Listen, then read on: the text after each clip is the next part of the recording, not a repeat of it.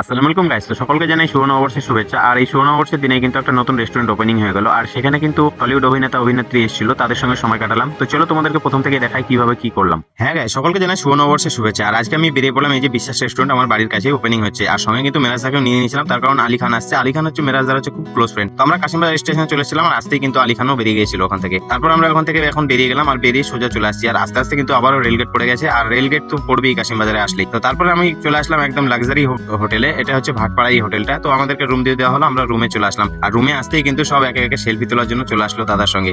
আর হ্যাঁ গাইজ, এই যে আলী খানের বাড়ি হচ্ছে ভগবানগোলা। আর ভগবানগোলার ছেলে কিন্তু টলিউডে বেশ ভালোই নাম খ্যাতি করেছে, দেবদার সঙ্গে এবং জিদ্দার সঙ্গে অনেক সিনেমা করেছে, আর ভালো মনের মানুষ। তো তার সঙ্গে অনেকদিন পরেই যেহেতু দেখা হয়েছে, তো গল্পগুজব বেশ ভালোই হলো। তারপর আমি চা বানালাম, চা খেয়ে তারপরে কিন্তু চলে এসেছিল রেস্টুরেন্ট যিনি ওপেন করছে ওনার। তো ওনার সঙ্গে কথাবার্তা বলে তারপরে কিন্তু আমরা বেরিয়ে পড়লাম নিমতলা মোড়ে। আর এই নিমতলা মোড়ে এসে দাদা ওয়েট করতে লাগলো, কলকাতা থেকে অভিনেত্রী আসছে, তো তার গাড়িতেই চলে যাবে। তো তার গাড়িতে করেই চলে আসলাম আমরা একদম বিশ্বাস রেস্টুরেন্ট গ্রিন ভিউ। আর তারপর কিন্তু এদিকে দেখা হয়ে গেছিল মেরেজদার সঙ্গে, তো কফি খাচ্ছিল, আমিও খেয়ে নিলাম কফি। আর কফি খেয়ে কিন্তু চলে আসছি দাদাকে আনার জন্য। আর এদিকে কিন্তু প্রচুর লোকজনও এসেছে দাদাকে দেখার জন্য, তো আমি চলে আসলাম দাদাকে নিতে। আর এদিকে হিরোইনও কিন্তু বেরিয়ে পড়েছিল। তারপরে কিন্তু চলে আসলাম তো সোজা রেস্টুরেন্ট ওপেনিং এর জন্য, যেহেতু এখানে অনেকক্ষণ ধরে ওয়েট করছিল সবাই। তো রেস্টুরেন্ট ওপেনিং করে কিন্তু আমরা ভেতরে ঢুকে গেছিলাম। আর সত্যি হাতিনগর বুকে এত সুন্দর রেস্টুরেন্ট করেছে, একদম সত্যি এই প্রথম এত সুন্দর রেস্টুরেন্ট। তো দিদিও এদিকে হাই করে দিল ক্যামেরার দিকে, আর এদিকে দাদাও দু চার কথা বলে দিল, যেহেতু শুভ নববর্ষ আর সবাইকেই শুভেচ্ছা জানিয়ে দিয়েছিল। তো তারপর সামনের দিকে চলে আসছি, আর আসতে কিন্তু প্রচুর লোকজন, তাই আমাদেরকে বললো যে ভেতরের দিকে যাও, ভেতরের দিকে খুব সুন্দর রোজ গার্ডেন আছে। তো আমি চলে এসেছিলাম এদিকে। হ্যাঁ দেখছি সত্যি খুব সুন্দর কিন্তু রোজ গার্ডেন। তো এখানে আসার সঙ্গে সঙ্গে কিন্তু দিদির সঙ্গে দাদার সঙ্গে সেলফি তোলার জন্য কিন্তু সবাই ব্যস্ত হয়ে গেছিল। তো দিদিও ভালো মনের মানুষ, সবার সঙ্গে একটু সময় দিল, কথা বললো। তারপরে কিন্তু এখন চলে আসছে স্টেজে। আর স্টেজে এসে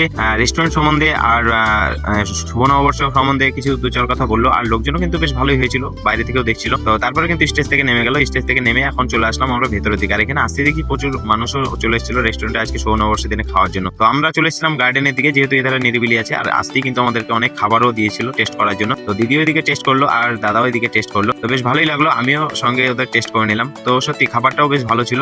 খাবারের মেনু কি কি ছিল সেটা বলছি না, তোমরা একদম চলে আসো বিশ্বাস রেস্টুরেন্ট গ্রিন ভিউ। খুব সুন্দর রেস্টুরেন্ট, এখানে খুব সুন্দর খাবারও হয় এখানে। তো তারপর আমাদের বাড়ি যাওয়ার পালা যেহেতু, তার জন্য কিন্তু এখানে সবাই সেলফি তোলার জন্য দাঁড়িয়ে গেছিল। তারপর কিন্তু আমরা এখন বেরিয়ে পড়লাম, বেরিয়ে সোজা চলে এসেছিলাম লাক্সারি হোটেলে। তারপর আমরা হোটেলের ছাদের উপরে এসে দেখি এখানেও একটা খুব সুন্দর পরিবেশ। তো এখানে দাদার সঙ্গে একটু আড্ডা দিচ্ছিলাম। তো এই ছিল আজকে সারাদিনের ব্লগটা কেমন লাগলো, ভালো লাগলে লাইক শেয়ার করে পাশে থেকে দেখা হচ্ছে পরে ব্লগে। Bye, tata.